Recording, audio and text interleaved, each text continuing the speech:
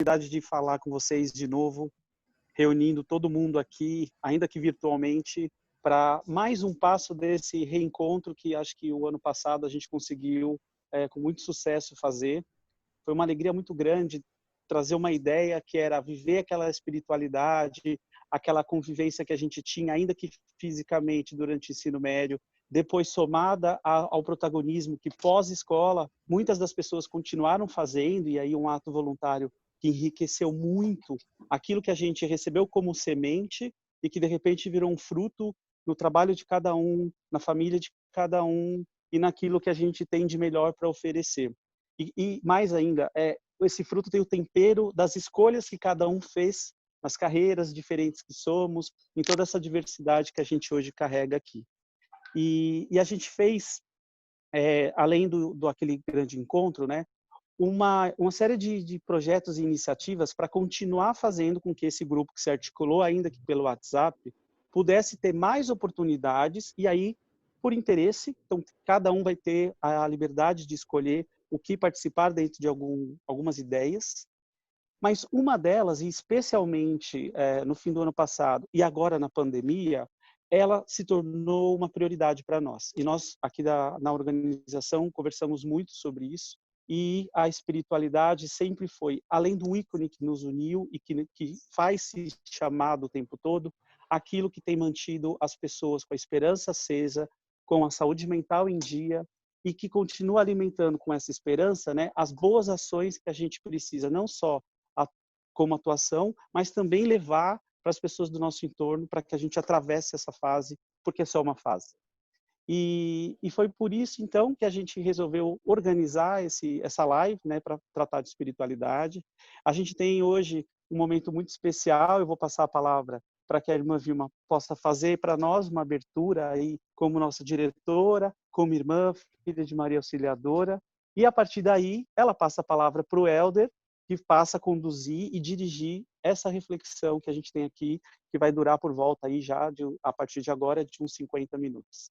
Desde já, muito obrigado por todo mundo. Eu só vou tirar a câmera para otimizar a internet, para que fique melhor ainda a experiência para todo mundo. Mas super beijo. E vamos lá, irmã. Irmã Vilma, é contigo. Oi, agora é comigo? Eu estou muito feliz de estar aqui com vocês. Nem parece que faz um ano que nós já nos reunimos. Tá bom. Acho que dá para vocês me verem? Dá, né? Sim. Então, realmente muito feliz. E olha, quando a pandemia veio, eu falei, aquele encontro que o pessoal estava querendo não vai sair. Mas não é que saiu? Ainda vai, eu sei que ainda vão aparecer outros por aí, não é? Pelo menos é o que a gente espera. Então, primeira coisa, que eu estou muito feliz. Segunda coisa, eu vou perguntar para vocês. Vou partir daqui. Qual é, segundo vocês, o símbolo universal que expressa o amor?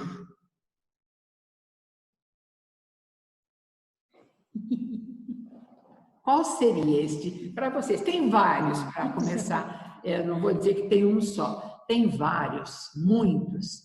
Mas tem um que é universal, a gente encontra em qualquer lugar. Até atrás da porta dos banheiros. Infelizmente. Porque ele ficou muito banalizado. Mas ele era lindo. É lindo. O coração.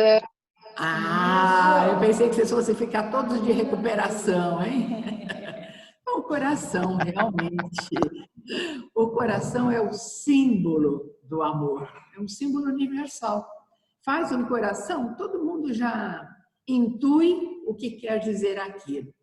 Mas realmente ele ficou muito banalizado. Você vê coração de todo tipo, você vê coração para tudo, como eu falei, né? Até em lugares impróprios. E aquilo que era uma coisa tão sublime, ficou assim, ficou chão, né? Mas pegando o verdadeiro significado aí do coração, hoje eu diria que nós celebramos a festa do coração. E sabem por quê? Olha, a recuperação online vai ser. E daí? Hoje a igreja celebrou a festa do Sagrado Coração de Jesus. Hoje foi a festa do amor, porque ele é o símbolo do amor verdadeiro.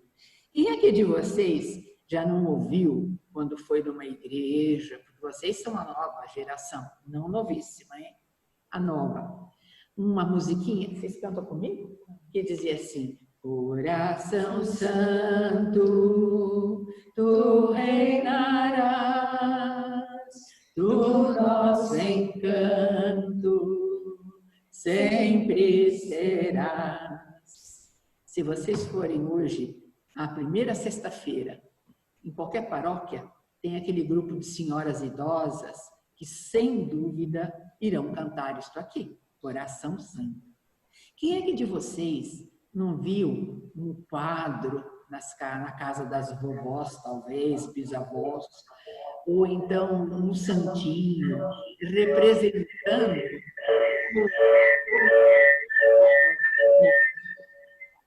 Sou eu? Não. Um quadro representando o coração de Jesus, o coração de Maria. E esse coração, porém, nesse tempo, quando essas pinturas foram feitas, ele estava cercado de uma coroa de espinhos, de um fogo saindo assim em cima, ou então de um sangue correndo. E este símbolo deste coração machucado era realmente o símbolo da doação total de Jesus, que, morrendo na cruz, teve o lado transpassado, e este coração ficou representado assim. Hoje em dia, o povo não... Existe uma certa resistência para isso, sabem? Porque acham isso aí muito sentimental, esse coração. Imagina, com todo o significado de dureza que ele representou e representa, mas acham assim muito sentimental esse coração. E não querem mais, resistem a isso. O que eu ia dizer?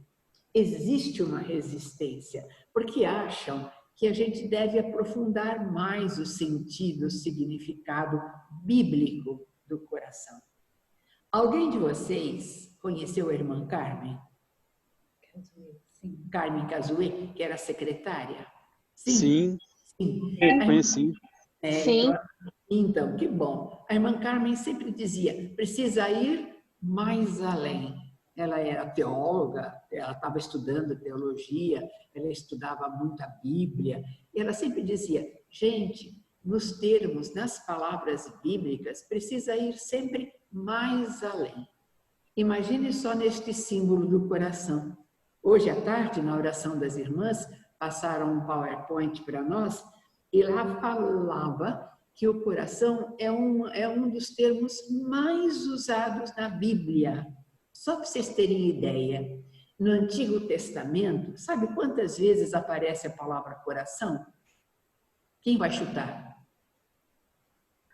Umas 200? Mais, sobe. 500? 500? Sobe. 1000? Não, um pouquinho menos. 750. Quase. Tá. No Antigo Testamento, a palavra coração aparece 836 vezes. E no Novo Testamento, aparece 183 vezes.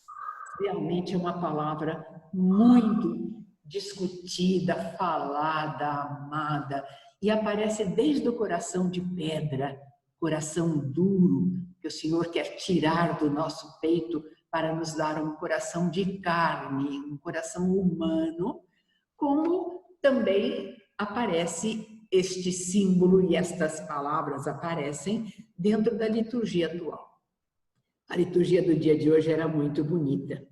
Então, nós estamos agora com o centro da eu não posso negar que ele não seja o centro da afetividade, embora, abre um parênteses agora, hein? De verdade ele não é. Ninguém ama com o coração.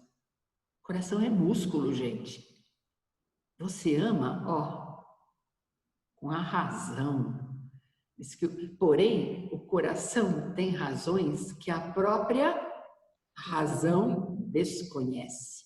São umas coisas muito bonitas que a filosofia, a psicologia, a teologia nos falam sobre o coração. Não é à toa que foi citado tantas vezes. Mas no sentido bíblico, e chamando a irmã Carmen, que ela dizia que precisava ir sempre mais além, o coração, sim, fechou parênteses, hein? É o símbolo dos sentimentos, é o símbolo da afetividade. E com isto, significa que ele é o símbolo da doação, da entrega. Por isso que aparece no amor, tantas vezes, este símbolo.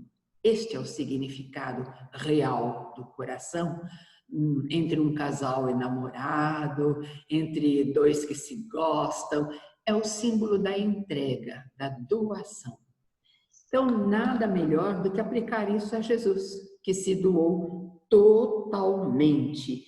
E este símbolo no coração, do coração de Jesus, ele significa amor, mas com o A maiúsculo, ou seja, Deus. Este A maiúsculo no coração de Jesus se refere à misericórdia. Misericórdia é mais que amor. Vou dar duas parabolazinhas, só citar, não vou contar a parábola, senão eu já ia pegar o tempo do Helder. Mas duas parabolazinhas para vocês lembrarem.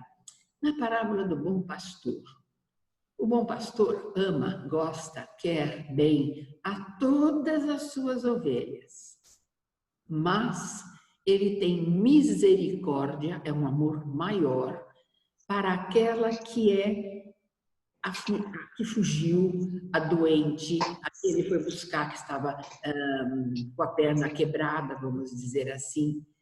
É o coração voltado para quem é mísero, misericórdias.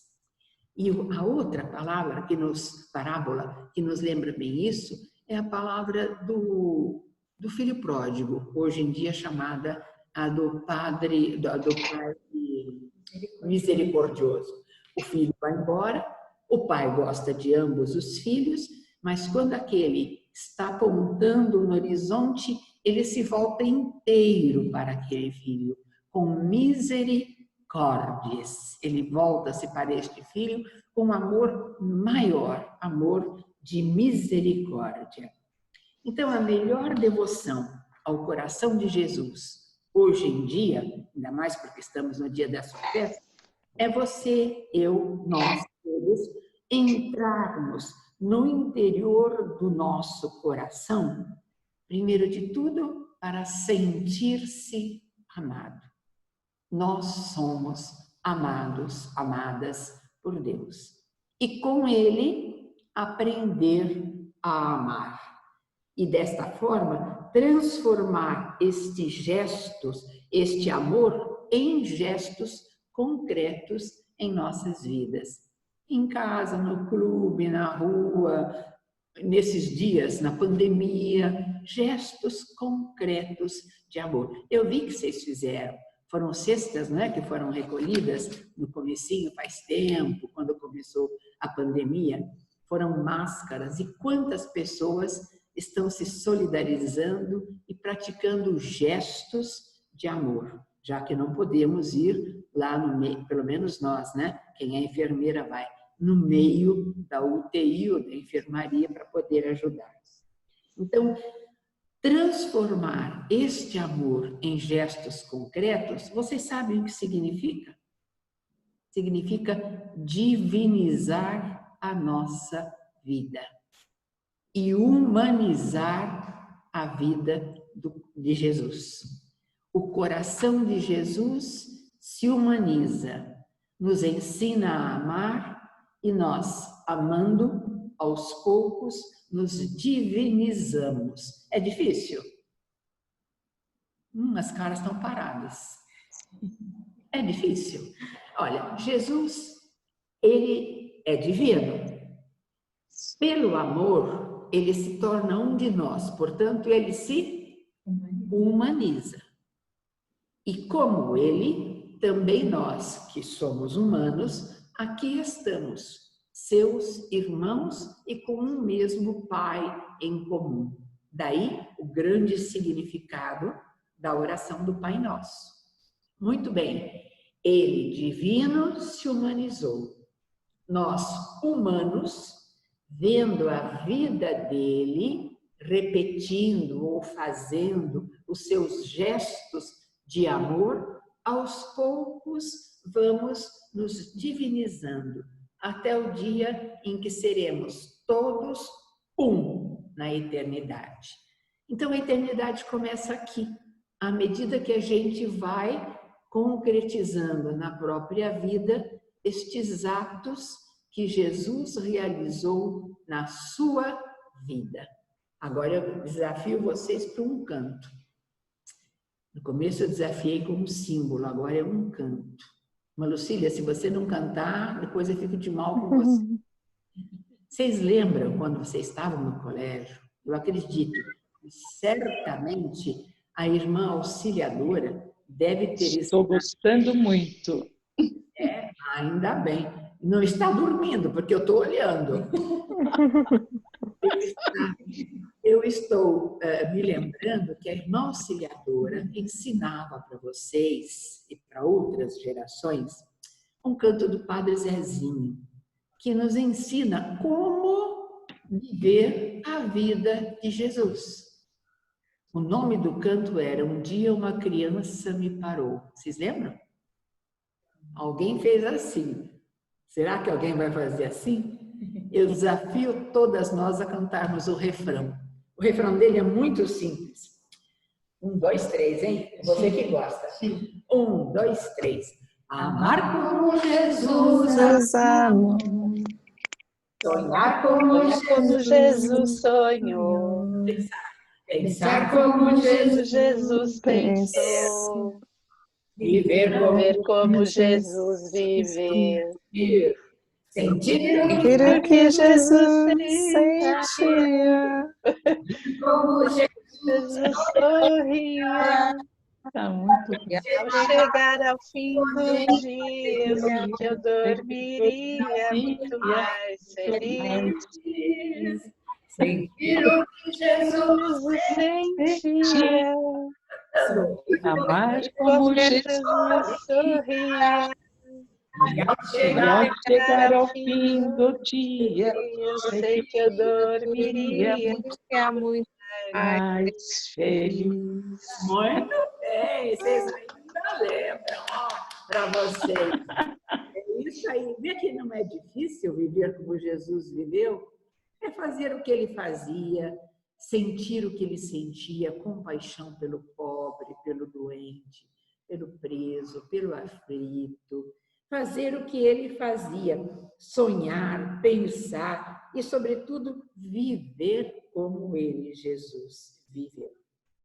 Então, eu dormiria feliz à noite. Por quê? Porque eu teria feito muitas pessoas felizes.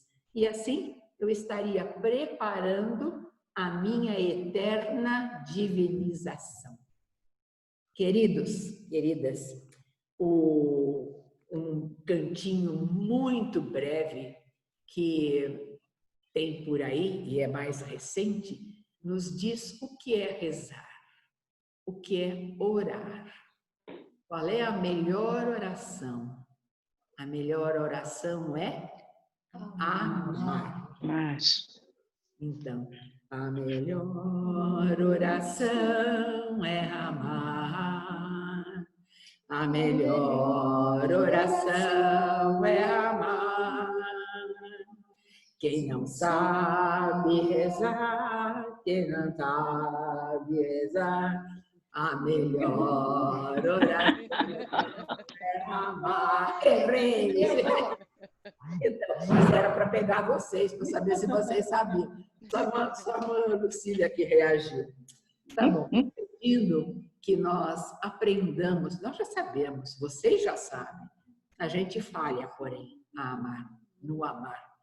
pedindo ao Senhor que nos ajude a amar como Ele amava, rezar como Ele rezava ao Pai, sentir, sorrir, pensar, sonhar. Vamos juntos invocar Nossa Senhora, que era mãe e muito bem conhecia seu filho, para que depois possamos continuar com o tema que o Helder vai falar para nós e que certamente vai nos enriquecer muito. Então eu convido todos, que eu acho que todo mundo sabe, rezar uma Ave Maria. Ave Maria, cheia de graça, O Senhor é convosco. bendita Sois vós vós, das mulheres, e bendito é o fruto do vosso ventre, Jesus. Jesus. Santa Maria, Mãe de Deus, rogai por nós, pecadores, agora e na hora da nossa morte. Amém. Amém. Nossa Senhora Auxiliadora, Rogai por nós. vocês estarem aí pacientemente ouvindo, seguindo, cantando, sorrindo, isso anima a gente. Agora eu passo a peteca para o Helder. O Helder vai continuar este momento nosso de formação espiritual e certamente vai nos ajudar a crescer no caminho de divinização. Obrigada. Falar o quê depois de tudo isso que a irmã Vilma falou? Olha, irmã Vilma, ontem, quando nós conversávamos e eu passava para a senhora a nossa programação e convidava a senhora para fazer a abertura, foi isso que a gente conversou. Só isso. Nós não falamos de conteúdo. Eu disse que eu ia falar sobre oração, mas não falamos de conteúdo. E é muito interessante porque, de fato, a irmã Vilma colocou o que eu gostaria de colocar no início.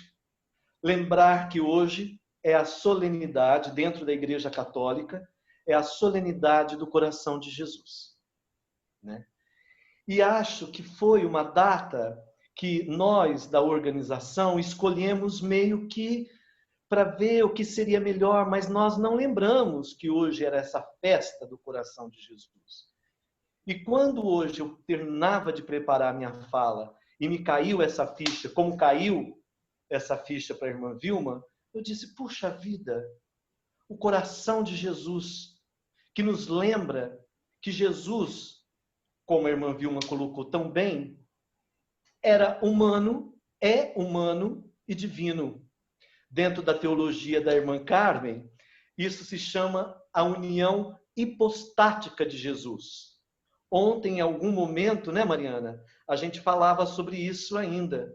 Hipos, né? Duas máscara, né? Então é como se Jesus tivesse duas máscaras, duas personas. E duas personas que não estão em conflito, mas que, pelo contrário, se unem num único ser, que é Jesus Cristo.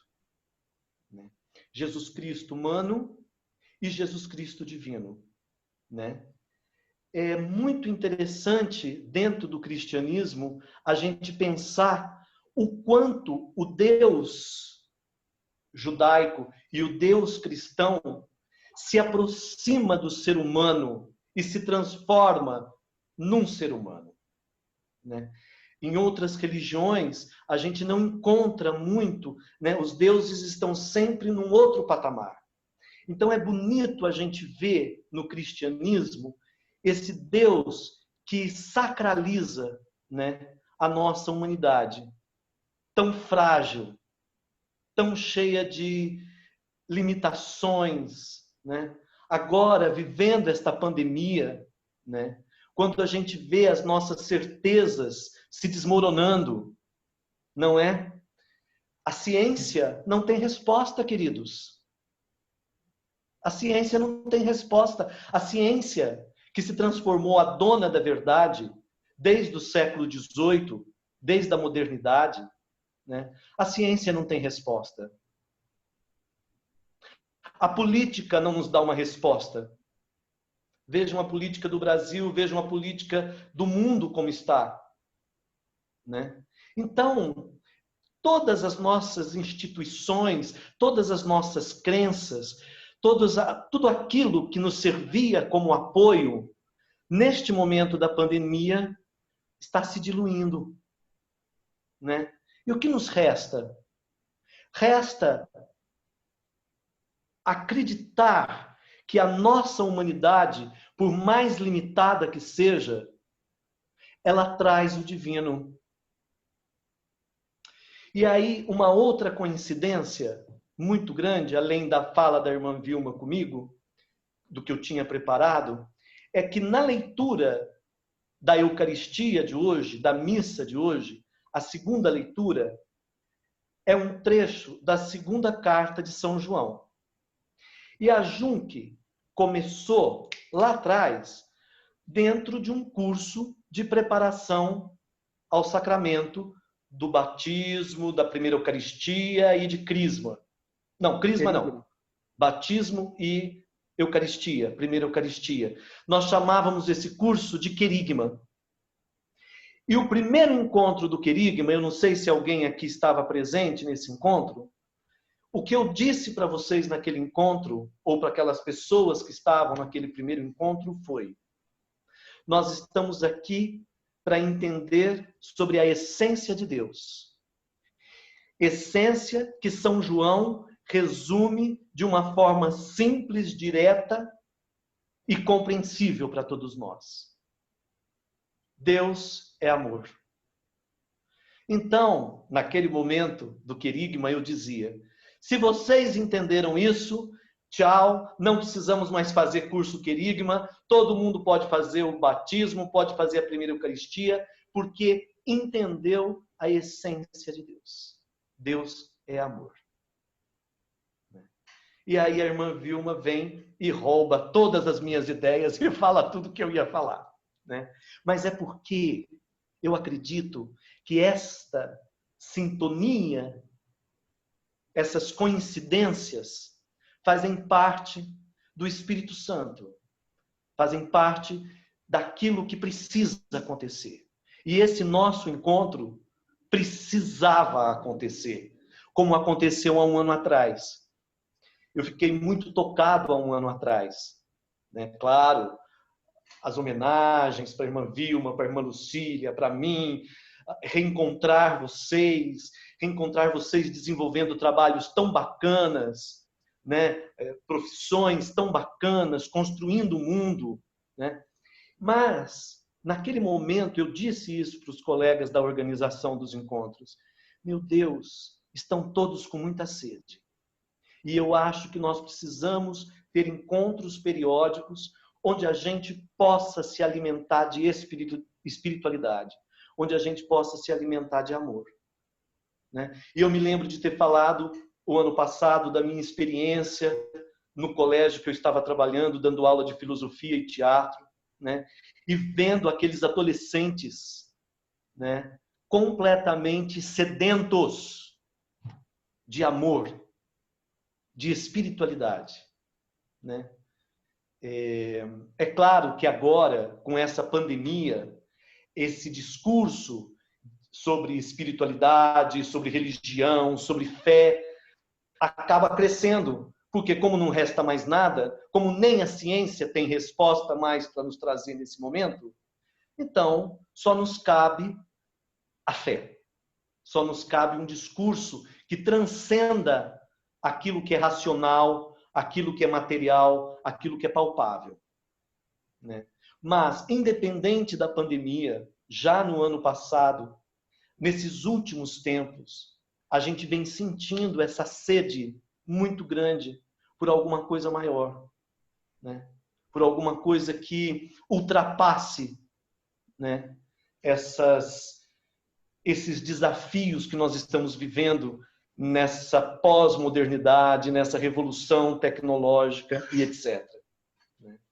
Por isso, a gente quis juntar nessa pandemia aquilo que era o nosso desejo de dar continuidade aos nossos encontros, agora desta forma, pela internet, que é o que é possível, e juntar aquilo que nós temos sede. Né? Então, em meio àquilo que o Adriano dizia, de ações sociais, que é claro, São Paulo já dizia, uma fé sem obras é uma fé morta, né? No meio disso tudo, nós vamos na fonte. Né? Assim como a Junque sempre bebeu na fonte da espiritualidade. Né? Jesus dizia, quem tem sede, se aproxime e beba. Eu tenho a água viva. Né? E quem beber dessa água nunca mais terá sede. Né?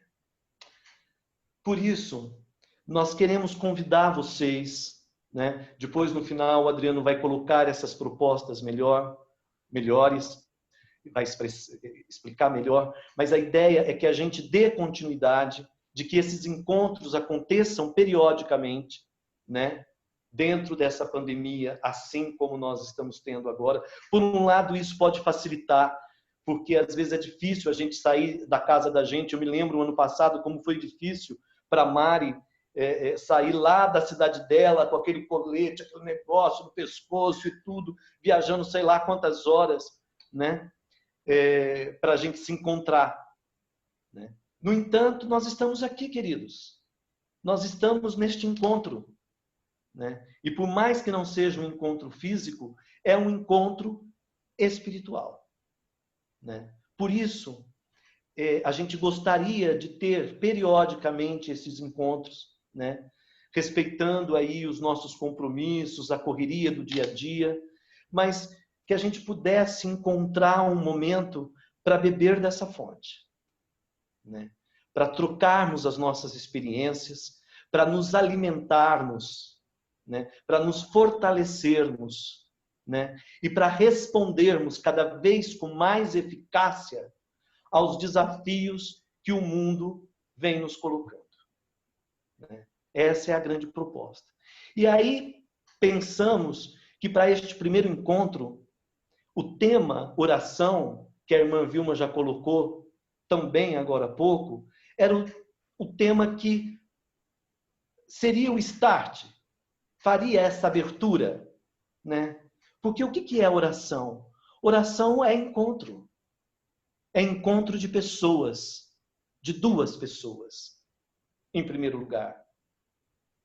Eu e Deus. O nosso Deus não é só uma energia cósmica. O nosso Deus, ele é pessoal. Né? É um Deus com o qual eu me encontro, eu me relaciono, eu crio uma união, eu me caso com Deus. A minha alma se casa com Deus. E quando há um casamento, o casamento só existe, e isso está lá no direito civil, porque senão ele é anulado, né? Quando as duas partes querem. Senão não há casamento. Então é preciso que a alma queira e que Deus queira. E como dizia a irmã Vilma, Deus nos ama, Deus quer. Deus quer esse matrimônio, essa união espiritual. Né? Então, achamos que a oração podia ser esse start para a gente poder começar esses encontros de espiritualidade e nos aprofundar em temas que sejam temas fechados em si mesmo. Então, se amanhã, no próximo encontro, a Paula, por exemplo, não puder participar, tudo bem, porque não é um curso. A ideia é que cada tema tenha começo, meio e fim. Né? Estávamos pensando já para o próximo encontro, ou espiritualidade salesiana, com o nosso querido padre Camilo, que eu acho que foi um dos primeiros padres que participou de primeira Eucaristia e etc., um padre salesiano. Ou então, como eu tinha conversado com a irmã Vilma, a irmã Dair, salesiana, muitos de vocês devem se lembrar, devem tê-la conhecido, falando sobre Edith Stein. Né? E é este gancho que eu gostaria de aprofundar com vocês nessa história de oração. É muito lindo falar em espiritualidade, é muito lindo falar nessa união hipostática de Jesus, o divino e o humano. É muito lindo a buscar essa fé que nos leva a beber dessa fonte de água viva, né? Tudo isso é lindo, mas na prática as coisas não são tão simples e tão fáceis assim. Então, eu gostaria de falar sobre oração, mas a partir de uma perspectiva, de uma tradição que é muito anterior à tradição salesiana, da espiritualidade salesiana. É uma tradição que vem dos padres e das irmãs carmelitas, né? E que no século XVI ganhou muita força com os dois reformadores da ordem dos carmelitas, Santa Teresa d'Ávila e São João da Cruz, né? Os dois sistematizaram essa tradição espiritual do Carmelo, que tem um nome muito significativo e que diz tudo: noite escura. A noite escura da alma. Nós estamos vivendo hoje essa noite escura, não só das nossas almas, mas uma noite escura de toda a humanidade. Mas essa noite escura faz parte do nosso ser. Principalmente nós que somos dessa modernidade, onde a razão foi colocada em primeiro lugar, onde a ciência se colocou como a dona da verdade, né? Então, este homem moderno é um homem que vive dilacerado entre a fé e a razão. E a noite escura é exatamente quando não conseguimos enxergar, nem racionalmente e nem através da fé, este amor divino, este amor de Deus, né? Muitos de vocês, alguns, as irmãs, assistiram um espetáculo que eu escrevi e dirigi sobre Santa Teresinha do Menino Jesus. Eu sempre fui muito devoto de Santa Teresinha. Olha a irmã Nilza lá.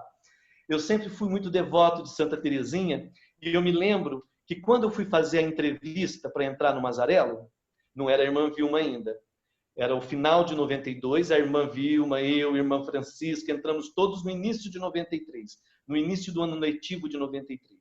Mas eu fui contratado pela irmã Sartorelli, e quando eu cheguei na entrevista, eu cheguei muito mais cedo, claro, eu estava ansioso, etc. E aí, qual não foi a minha surpresa quando eu vi que do lado do colégio existia a paróquia de Santa Teresinha do Menino Jesus? Porque eu também não fui por aplicativo, porque na época nem celular tinha. Eu fui porque me explicaram o caminho, pega aquele ônibus, etc.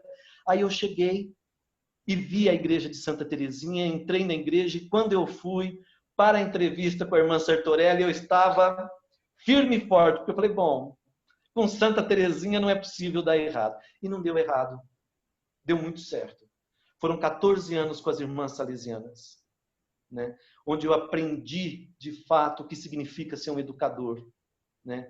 E passando por outras instituições de ensino, seja de ensino médio, como eu estava o ano passado, seja de graduação, como acontece esse ano, ou mesmo educador nos meios organizacionais.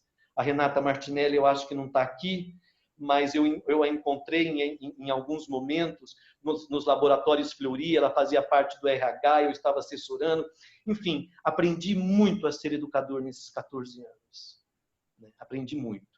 E essa minha devoção a Santa Teresinha me levou a escrever essa peça, que eu não escrevi nada, eu simplesmente fiz uma colagem com os textos autobiográficos da própria Santa Teresa de Lisieux, popularmente conhecida aqui no Brasil como Santa Teresinha do Menino Jesus, né? E aí, essa tradição espiritual dos carmelitas sobre a noite escura começou a ficar para mim cada vez mais claro. E o cerne do espetáculo é discutir a noite escura. Então, é um espetáculo que correu o Brasil já, né? Principalmente altares de igreja. Eu não saberia dizer aqui para vocês em quantos altares de igrejas, de catedrais pelo Brasil afora, de norte a sul, Gabriela Cerqueira, uma grande atriz, teve a oportunidade de apresentar essas palavras de Santa Teresinha. Mas também em todos os outros lugares, gente que não é ligado à religião católica, nada, ficava extremamente tocado por esse espetáculo, por ver a luta daquela jovem de 24 anos. Ela viveu no século XIX, né? E ela assume na vida dela essa luta dessa tradição espiritual da ordem religiosa que ela escolheu, que é a ordem das Carmelitas Descalças. Então, Santa Teresinha tem uma história interessante, que quando ela já estava com a tuberculose à beira da morte, uma das irmãs vai até a madre, né, e diz assim: nossa, porque quando morre um religioso, uma religiosa, é comum na comunidade se fazer o obituário, se fazer um resumo da vida daquele religioso, daquela religiosa, né? E aí a irmã disse para a madre: a senhora vai ter muita dificuldade, porque essa menina não fez nada na vida dela, né? Ela que não fez nada se tornou a padroeira das missões, sem nunca ter saído do Carmelo nos 9 anos que ela viveu lá. Mas a grande luta dela foi uma luta interna, foi uma luta espiritual. E é isso que a peça ressalta, e é isso que eu queria ressaltar com vocês aqui, para falar de oração, né? A oração na noite escura da alma, né? A noite escura da alma começa, ganha força com São João da Cruz e Santa Teresa d'Ávila no século XVI. E aí vocês vão lembrar que nós já estamos no início do Renascimento, né? Onde o discurso religioso, o discurso da Igreja Católica começa a perder espaço já, né?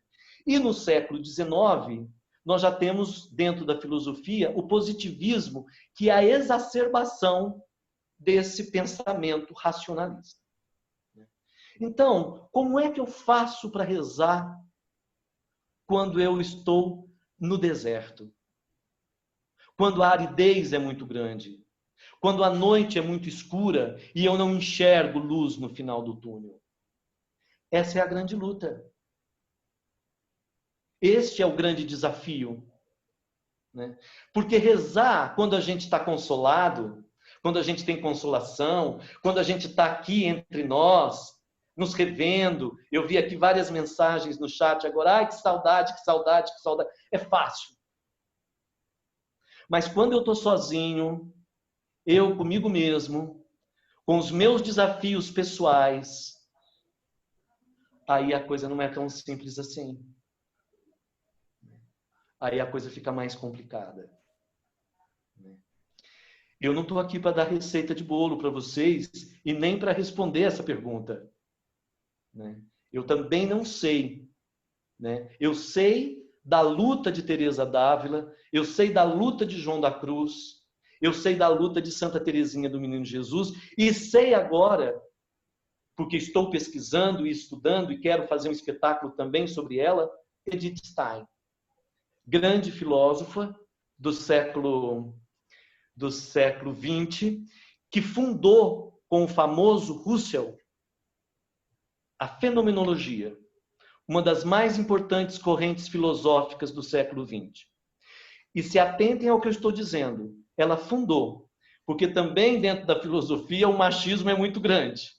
E aí, muitas vezes, Edith Stein aparece como a secretária que anotava as coisas que o Husserl falava. Não é bem assim, não. Temos cartas do próprio Husserl que diz o valor da inteligência daquela mulher, né? Judia, né? De família tradicional, judaica, né? Com toda essa possibilidade de crescer muito profissionalmente, né? Principalmente como mulher. Ela participou, eu não diria de um movimento feminista, porque naquela época não era assim que se pensava. Eu estou aí antes, entre a Primeira e a Segunda Grande Guerras Mundiais, né? Mas ela foi uma educadora, né? Fez muita palestra sobre educação, fez muita coisa sobre educação e teve muita dificuldade para conseguir uma cátedra dentro da universidade por ser mulher. E depois, claro, com a questão de ser judia, num tempo em que o nazismo foi cada vez crescendo mais, etc. Mas ela acaba se batizando, né? Passa alguns anos como católica, convertida, e aí ela chega ao grande objetivo dela, que foi entrar para um Carmelo, entrar para um mosteiro, para a vida de clausura.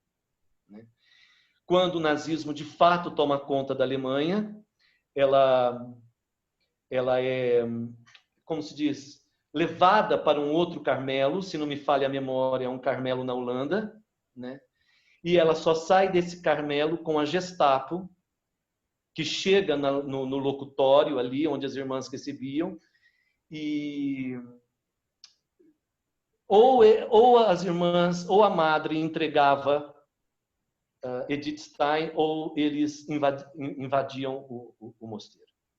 E aí Edith Stein sai, ela estava com uma outra irmã, uma outra irmã de sangue, não irmã religiosa, uma irmã de sangue, e as duas saem do mosteiro carmelita, e poucos dias depois, menos de um mês depois, ela morre em Auschwitz. E ela foi canonizada pela Igreja Católica como Santa Benedita Teresa da Cruz, que era o nome que ela adotou dentro da vida religiosa carmelita, né? E aí, a última coisa que ela escreveu, em obediência à madre, foi A Ciência da Cruz. Naquele ano se completava 400 anos de São João da Cruz. Então pediram que ela, uma intelectual, uma filósofa, fizesse um estudo sistematizado sobre a obra e os escritos de São João da Cruz. E ela escreve A Ciência da Cruz, que ela não conseguiu terminar porque a Gestapo a levou antes para o martírio, para a morte, né? E aí, neste livro, fica muito evidente que esta noite escura faz parte da cruz. Da cruz. Se alguém quer me seguir, renuncie a si mesmo, tome a sua cruz e siga-me. E nós nos escandalizamos com essa frase de Jesus, porque nós vivemos num mundo tão individualista, fruto de um capitalismo tão cruel e tão selvagem, que nos atinge de uma forma tão violenta, que a gente acha que o indivíduo está acima de tudo. Não está, queridos. Se a gente vai nos filósofos do século XVIII, eles falavam do indivíduo, mas não desse individualismo. Aliás, eles não falavam tanto do indivíduo, eles falavam do cidadão. E o cidadão, aliás, um dos pilares, né, de Dom Bosco, formar o bom cidadão. Né? Porque o cidadão não é aquele indivíduo. Eu assisti agora, há pouco tempo atrás, uma palestra não, aquele café filosófico com a Maria Rita Kell, grande psicanalista brasileira, onde ela falava sobre o ressentimento.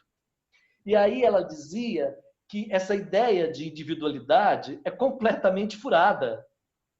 Porque nós não somos indivíduos, nós não somos indivisíveis. Pelo contrário, nós somos muitos. Jesus Cristo que conseguiu unir o divino e o sagrado numa pessoa só, nós não. Nós somos um campo de batalha constante. O nosso espírito, a nossa alma, lá dentro dela tem um ringue, onde eu luto comigo mesmo o tempo todo. Então, essa cruz, né, que São João da Cruz falava e exortava os seus ouvintes, as suas freiras, né, a abraçarem como Jesus abraçou, é essa noite escura. O espetáculo que eu fiz sobre João da Cruz se passa nos 9 meses que ele ficou preso pelos carmelitas, na época chamado Carmelitas Calçados. Houve uma briga muito grande na época da Reforma, porque Santa Teresa d'Ávila e São João da Cruz queriam que voltasse a regra carmelita lá de trás. Mas a regra, com o tempo, foi sendo mitigada. Sabe o que significa isso? Foi sendo facilitada, né? Muito facilitada. E o que eles queriam era os carmelitas descalços. Então, o símbolo é muito forte. Os carmelitas calçados e os carmelitas descalços. Numa noite, João da Cruz morava numa casinha pequena, de um lado de um mosteiro carmelita. Tiram João da Cruz dali, colocam um saco na cabeça dele, tortura total. Me lembra os presos políticos da ditadura militar no Brasil. Levam ele para a cidade de Toledo, onde existia um dos prédios, o prédio mais lindo da época, ou um dos prédios mais lindos de Toledo na época, era o mosteiro carmelita, dos carmelitas calçados, e ele fica 9 meses preso num fosso, numa latrina, que era a latrina da hospedaria do mosteiro. Ali ele sofre tortura física, tortura psicológica, ele não tem direito a tomar banho, ele tem o mesmo hábito o tempo todo, ele tem diarreias constantes, ele faz cocôs de sangue muito, ele começa a ter feridas no corpo, só tem uma luz, um buraquinho pequenininho naquela cela que ele está, e somente quando a luz do sol batia o meio-dia é que ele podia ter, porque o único livro que ele levou foi o breviário, que ele podia rezar o breviário dele. Ele foi suspenso até das missas. Numa das audiências que ele teve com o superior da casa, o superior da casa pergunta a ele: o que você quer? Ele diz: amanhã ou depois é a festa da Assunção de Nossa Senhora, eu queria ir na missa. O superior diz: nunca. Olha nós hoje, presos, eu fico pensando, estou preso há 3 meses, meu Deus, será que faltam mais 6 para eu chegar que nem João da Cruz? E privado da comunhão. Privado da comunhão. Ficam aí os padres, os bispos, todos dizendo, fiquem em casa, a comunhão espiritual é válida, o Papa já autorizou. E é verdade tudo isso. A gente sabe e a gente, numa atitude de fé, acredita que estamos comungando espiritualmente para quem continua na Igreja Católica. Enfim, mas não é a mesma coisa. Não é a mesma coisa.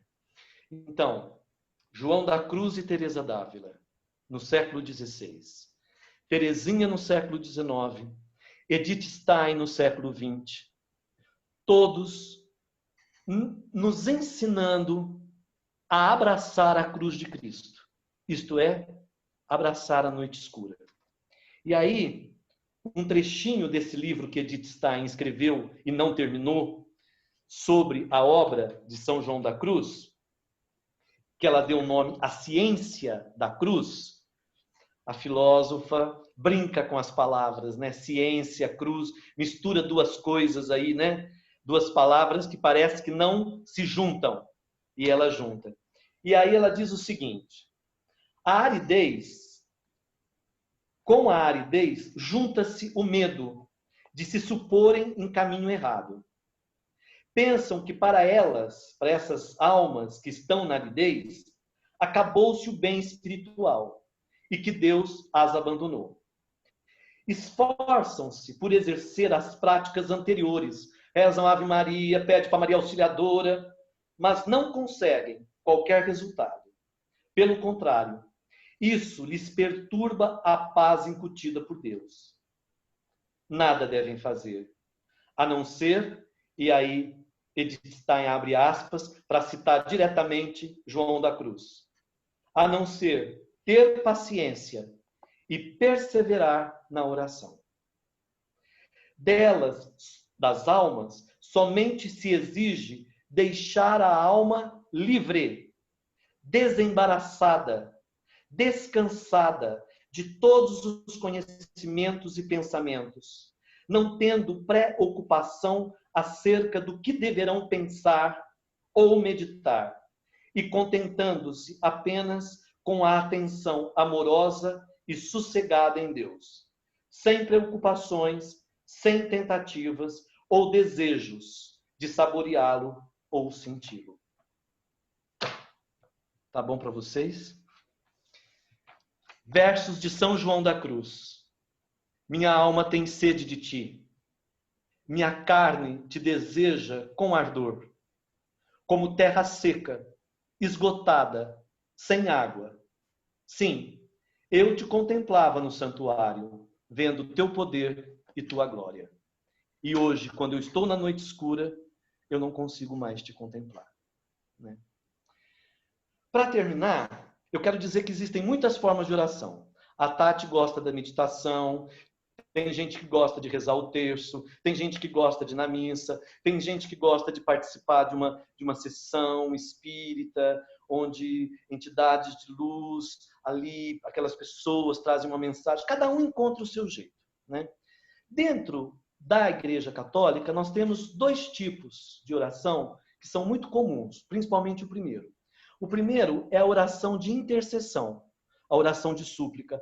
Ai, Nossa Senhora Auxiliadora, acaba com essa peste, protege a minha família, consegue um novo trabalho para mim, eu que estou sem trabalho agora por causa dessa peste. Enfim, essa é a oração de intercessão, de súplica. Mas existe um outro tipo de oração que aí se aproxima daquilo que a Tati gosta e fala dentro da meditação, que é a oração contemplativa, né? Que tem a ver com isso que eu acabei de ler para vocês aqui agora, né? Na oração contemplativa, eu não peço nada.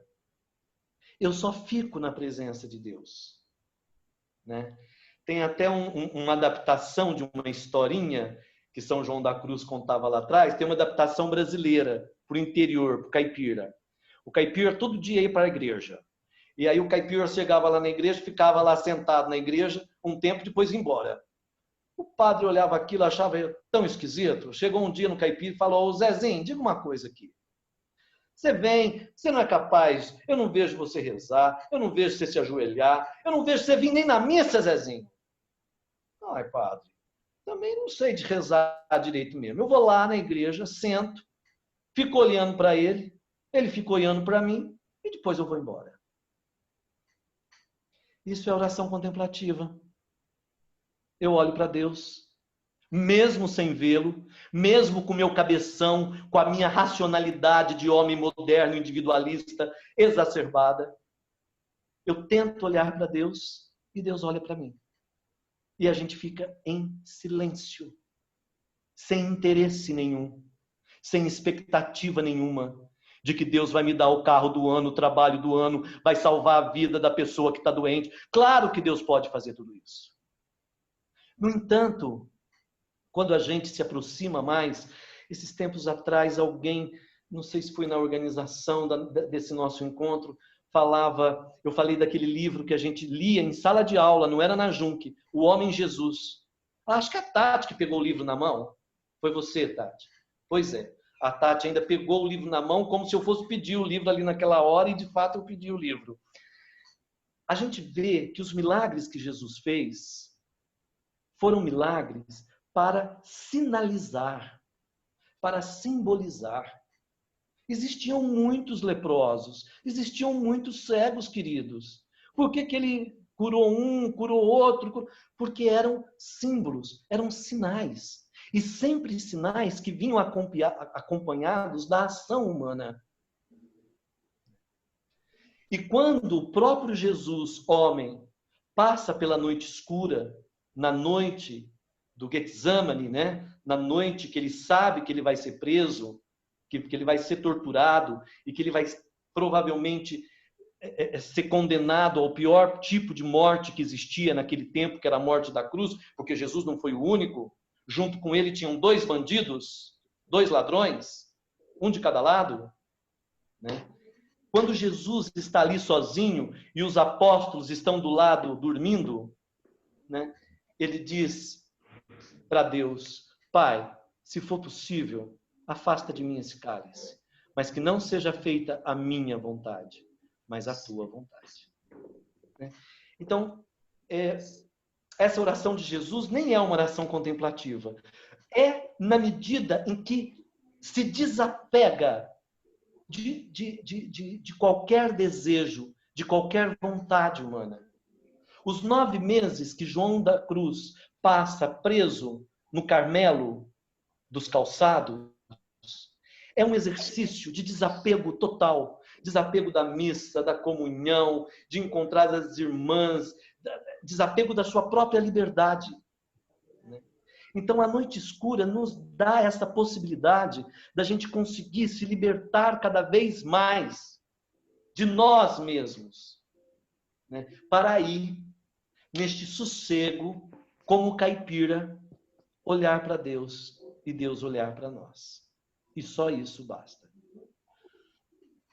antes da pandemia, eu fiz muito... Bom, eu passei uma grande parte da minha vida fazendo espetáculos na Casa das Rosas. Muitos de vocês assistiram algumas coisas, inclusive.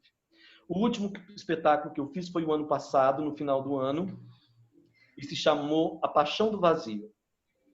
E era um compilado, uma junção de poesias do Horácio Costa, que é um poeta que eu já tinha trabalhado, que eu gosto muito, professor, doutor, coordenador do curso de literatura portuguesa da USP, né? Um poeta muito conhecido na nossa cidade de São Paulo. Então, poesias do Horácio Costa e textos autobiográficos de Santa Teresa d'Ávila, né? E aí eu dizia, em espanhol mesmo, nossa, agora nem sei se eu vou saber dizer, nada te turbe, nada te espante. Nada te perturbe, nada espante você. A paciência tudo alcança. Para quem tem Deus, não precisa de mais nada. Somente Deus basta. Agora eu fiz aqui um arremedo de tradução para não correr o risco de não me lembrar da fala, né? E eu dizia esse texto de Santa Teresa d'Ávila na hora que eu tirava os sapatos em cena, né? E esse A Paixão do Vazio parece que foi tão profético, e eu fico pensando quando é que nós vamos voltar a ter eventos e teatros na Casa das Rosas, que é um espaço tão pequeno, ficava abarrotado de gente, né? E eu começava e terminava o espetáculo cantando um samba de Paulinho da Viola, que é assim: não sou eu quem me navega é o mar. Não sou eu quem me navega é o mar. É ele que me carrega como nem fosse levar. É ele quem me carrega como nem fosse levar. Mal eu saberia que meses depois eu estaria aqui em Barretos, dando aula pela internet, sem roupa de frio, porque minhas roupas ficaram em São Paulo, completamente navegando no mar. Era isso que eu queria dizer para começar. Esses nossos encontros, né? E é esse tipo de oração que eu convido vocês a fazerem neste momento de pandemia. Além daquelas que eu sei que cada um do seu jeito deve estar fazendo para o final disso tudo, para que os cientistas encontrem logo uma vacina. Parece que os estudos estão progredindo muito. Quem sabe até o início do próximo ano isso possa acontecer. Mas independente disso tudo, se nós queremos beber da espiritualidade, que a gente seja capaz de renunciar ao nosso individualismo, tomar a nossa cruz e seguir Jesus no caminho da libertação total, plena, irrestrita, absoluta. É isso. Viu, queridos? E é isso que eu gostaria de partilhar com vocês. Deus é amor. Muito bom, parabéns. Bem, muito obrigado. Muito obrigado. Se alguém quiser colocar alguma coisa, Adriano, eu não sei como nós estamos no tempo. Adriano, cadê você? Estou aqui, firme e forte. Muito bem. Andando atrás dos sinais da internet. Nosso tempo já se esgotou, na verdade. Nosso tempo já foi embora. Já foi embora. Mas eu acho legal, se alguém quiser abrir, quiser colocar alguma coisa. Nosso tempo já foi embora 15 minutos, Marília. Mas as pessoas estão aqui, Marília. Marília tinha medo de vocês irem embora e não voltarem nunca mais. Mas vocês estão aqui, né? Então, não dá para ficar só a palavra com a irmã Vilma, com a Adriana ou comigo, porque também, se vocês se lembram muito bem, o protagonismo dentro da espiritualidade salesiana, o protagonismo é dos jovens. Eu sei que vocês não são mais jovens, mas, enfim, a gente dá um desconto para vocês. Nós somos jovens sim. São jovens, assim? até eu sou. Uma garota, uma menina ainda. Sacanagem Até eu isso. sou Nós jovem. Jovem. nós somos jovens há mais tempo, só, mas somos jovens. E para mim, queridos, vocês vão ser jovens sempre. É que nem pai que nunca vê o filho crescer, entendeu? Para os pais, os filhos são sempre crianças. E vocês não são crianças, mas vocês vão ser sempre jovens. E quando eu olho no olho de vocês, principalmente, como eu estou olhando agora no olho da Paula, eu vejo aquele olhar daquela menina lá de trás, né? De cada um de vocês, né? Então, esse olhar há de continuar sempre jovem. Né? Helder, Sempre criança. que posso Quem dizer é eu... que quer falar alguma coisa? Eu. Oi, irmã. Viu? Diga. Que posso dizer eu que sou do século passado. Todos nós somos do século passado, irmã. Fechou o áudio, irmã. Ah, é. Ela muito não tá bom sabendo ver que fechou a o carinha áudio de tá todos fechado, vocês. Deixa eu desmutar ela aqui. Pronto, irmã. Isso, pronto. Fala de novo, irmã Vilma, a gente não ouviu a senhora. Nem do século passado, que eu sou do século... Isso sim. Isso sim. Isso sim. É que eu gostei muito de ver vocês, de ouvir o Helder, de relembrar esses textos, essas passagens de vida de santos da nossa igreja que nos dizem tanto e nos consolam em tantos momentos, porque a vida de todos segue, não digo a mesma trilha, mas as mesmas fases. Então, que Deus nos ajude a chegar um dia purificando a nossa humanização, aquela divinização que o Evangelho nos propõe. Meu Pai é santo e quer que vocês sejam santos. Né? É isso que eu desejo para cada um de nós. E obrigado pelo convite, viu, Helder? Boa continuação de pandemia, boas festas juninas. Esse ano não vai ter Mazarelo.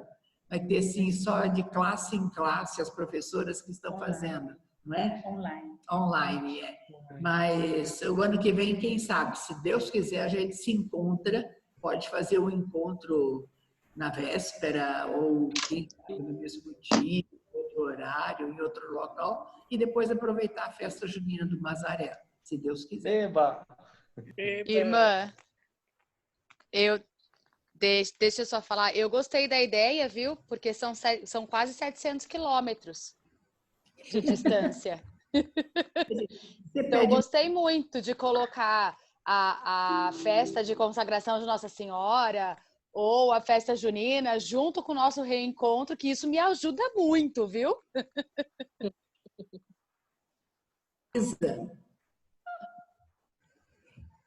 Independente do tipo de oração que cada um faz, 2 segundinhos, eu queria só expor uma coisa, isso que o Helder falou de a gente fazer parte da história salesiana, a gente ter feito parte de um colégio salesiano, que eu estudo no colégio salesiano desde o maternal, que nem a maioria de vocês, o ter feito parte do corpo educativo do Mazarelo. Isso faz diferença em qualquer ser humano, e isso eu já falei para todos vocês e eu garanto. A gente cresce com um coração salesiano diferente, que faz da gente pessoas diferentes no trabalho, como mãe, como esposa, como filha, como irmã. O coração salesiano já é um tipo de oração. Então era esse recadinho que eu queria deixar para vocês antes de encerrar. Helder, a gente pode abrir, alguém quer falar mais alguma coisa, ou a gente pode ir para o nosso The End, finalzão. Alguém? Ô, Tati. Oi. A Mari, eu aqui. Você falou coração salesiano, eu tenho uma grande amiga que é minha amiga desde férias em Paraguaçu, né? Depois que eu mudei para cá, ela virou uma irmã de coração. Ela tá morando em Três Lagoas e o filho dela estuda num colégio salesiano lá. E ela é evangélica ferrenha. Canta na igreja, e como nós éramos da Junc, ela é na igreja dela. Mas ela colocou o filho no colégio salesiano e ela falou, Mari, o que se ensina enquanto ser humano, em colégio nenhum eu encontrei. Só encontrei no salesiano. Olha, me arrepia de falar. E eu chorei emocionada com ela, de saber que o filho dela estava num colégio salesiano. Quando às vezes a gente escuta assim, e eu não foi uma ou duas vezes que eu já escutei, hein? De pessoas falando assim, só quem é salesiano sabe. Só quem é salesiano sente. É assim, o coração salesiano... Por isso que a Associação dos Ex-Alunos sempre foi um movimento muito forte dentro da vida salesiana. E nós aqui nesse ajuncamento de fato, estamos dando sequência com uma outra cara à Associação dos Ex-Alunos. Mas eu preciso comentar aqui uma coisa muito legal, que muitos de vocês lembram das vias sacras que a gente fazia, que unia o tema, grupo de teatro, com a Junque Espiritualidade. Temos um E dos aí, o nossos nosso Jesus primeiro aqui, ó. Aqui! Olha o nosso Cadê? primeiro Jesus Cristo. Israel! Israel! Jesus! Boa noite, pessoal. Um salve a todos aí. Acho que é o casal mais velho da Junque, hein? Se fez no Massarela e tá aqui já, 20 e poucos anos. Ô, bebê! Israel, você lembra que na época você teve um problema na coluna por causa dessa peça? Não, eu não lembro. Você acredita que eu não lembro? Você não lembra disso? Sério? Tá vendo, irmã Vilma? A irmã Vilma brigou muito comigo, que ela me chamou de irresponsável, porque eu deixei com você com essa dor na coluna. Ele nem lembra mais da dor na coluna. Ô, Helder, deixa eu te comentar. Você estava falando de carregar a cruz, não sei o quê, né? Eu não sei se todo mundo conhece essa história, mas tem uma coisa engraçada, né? O Helder me convidou para fazer a Via Sacra, né? Eu nunca esqueço a data, porque era aniversário do meu falecido pai, 29 de março de 1996. Não sei por que eu não esqueço essa data. Não sei por quê. Não é só porque é a data do aniversário do meu pai, não. Tudo bem. Mas então, aí ele me convidou, a gente fez, né? E tinha todo um protocolo. Tinha que, decorar uma porrada de frases, não sei o quê. Ai, meu Deus, não vou conseguir, né? Mas o problema é o seguinte, que o último passo da Via Sacra era lá no ginásio. Isso, e aí eu tinha que pegar na mão um pano branco. Lembra disso, Helder? Você tem que lembrar, Helder. Tem que lembrar, Helder. E aí eu pegava um pano branco e aí passava pro pessoal atrás, o Helder tava do meu lado e foi treinado, tudo isso, beleza. Só que o que aconteceu? Eu fiquei quase a Via Sacra inteira assim, com uma tábua atrás nas minhas costas. Fiquei muito tempo assim, o que aconteceu? Quando chegou na última estação, eu não conseguia levantar os braços. Acho que esticou muito o músculo. E aí, o que aconteceu? Começou a vir um pano branco lá no ginásio. O Helder, Israel, pega o pano branco. Assim, não consigo. Ele, como não consegue? Eu falei, eu não consigo levantar o braço, eu não consigo. Aí ele pegou, passou. Foi um episódio engraçado, né? Mas, não me arrependo nada. Aquilo ali... Jovem, nem senti mais nada. Aquilo ali, 2, 3 recuperado, mas é uma história engraçada que a gente passou junto, né? E só para E depois, de fato, eu tô brincando, mas a irmã Vilma, eu me lembro mesmo da irmã, ela não brigou comigo, mas eu me lembro dela chamar a minha atenção. Você não pode fazer assim com os alunos, você tem que pensar que os alunos são adolescentes. O Israel tão magrinho, porque você era isso, né, Israel? Você era isso. Você escolheu o pior Jesus Cristo. Você tinha que ter escolhido o Adriano. Era cabeludo, tinha barba, era bonitão, tinha mais estereótipo de Jesus Cristo. Não, você escolhe. Mirradinho, um cabelão mas o desse Adriano tamanho, foi Jesus. não tinha nem barba na cara. Pô, eu me lembro do Bandini num dia frio lá embaixo no salão, não sei quanto tempo pregado na cruz, coitado. Foi. Não, eu fiquei pensando, como aquele homem sofreu, gente. Se isso comigo foi assim, imagina o que aquele homem não sofreu. Mas foi uma experiência única, viu, André? Foi bacana. Eu imagino. Sem carregar o a cruz, Adriano tá? também foi. Oi? Cruz de papelão. Foi. Eu fui, mas olha, foi ironicamente, eu cortei o cabelo e aí eu virei Jesus com cabelo curto.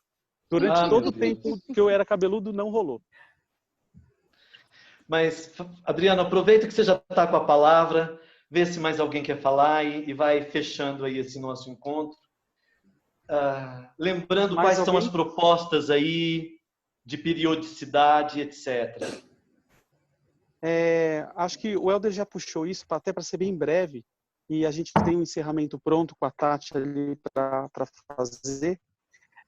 A gente tem um planejamento, a proposta é quinzenal. A gente tem um plano de pós, né? Então o Helder já colocou, aliás, 2 sugestões, mas há a possibilidade de vocês sugerirem para nós temas que tenham ligação com espiritualidade, que vocês gostariam que a gente fizesse aqui, ou convidado, ou o tema, a palavra, a mensagem, etc., para que a gente possa desenvolver e aprofundar, inclusive com a participação de vocês, protagonizando e liderando esse momento. Então, a ideia aqui é que a gente tenha um espaço, né, e não uma pessoa ou outra à frente disso de uma forma fixa. E fiquem atentos ao grupo, eu mando via, acho que o WhatsApp é sensacional, as pesquisas para vocês poderem colocar aqui toda a orientação e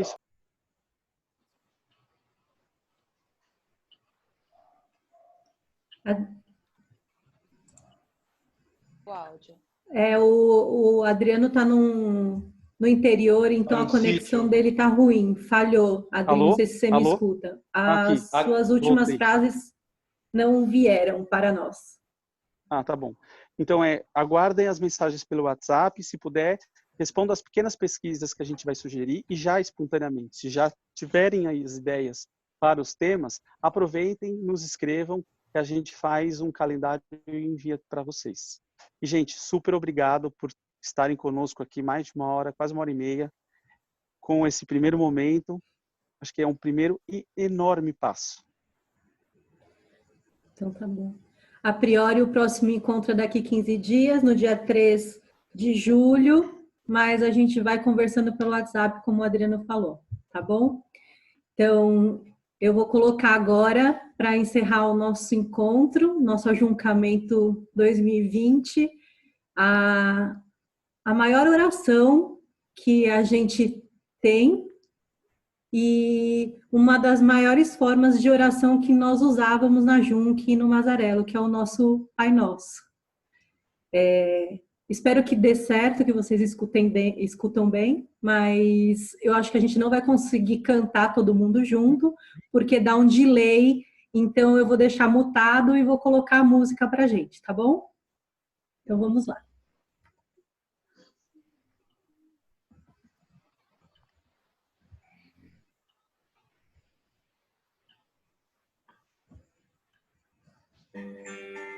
Todos escutam?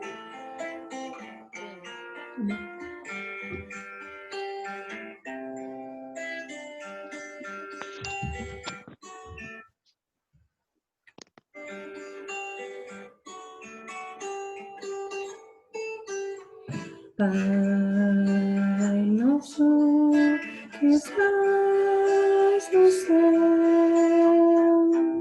santificado seja o seu nome, venha a nós o seu reino e seja feita a sua vontade. Pai, meu Pai do céu, eu quase me esqueci que o seu amor vela por mim, que seja feito assim.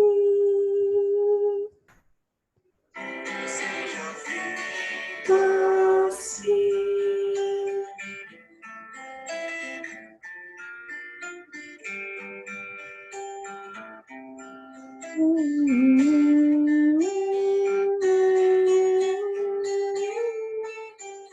O alimento deste dia, dai-nos agora e sempre.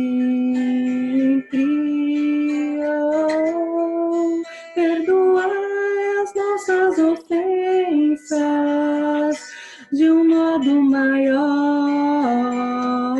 com que perdoamos.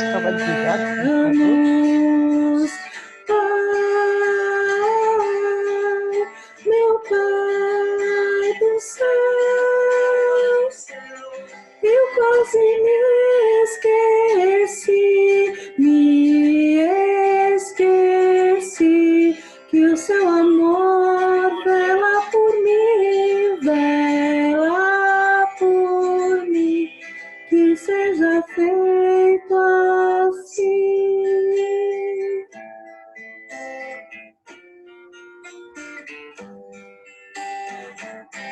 e não nos deixeis cair em tentação,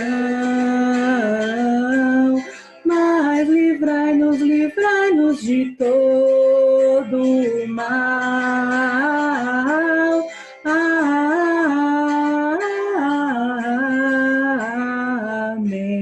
Amém. Aí.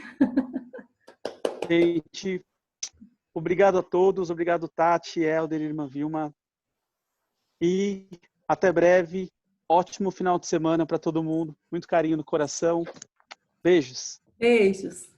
Beijo, gente. Tchau, gente. Beijos. Beijo. Que a gente possa se ver Obrigada, de novo. Beijo. equipe. Ver vocês. Obrigada a toda a equipe que preparou esse momento pra gente.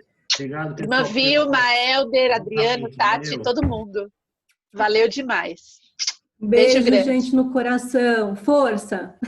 Até dia 3. Muito bom ver vocês. Muito bom. Até mais. Tá sempre Dia 3. junto. Tchau, Beijos. tchau. Tchau, gente. Tchau.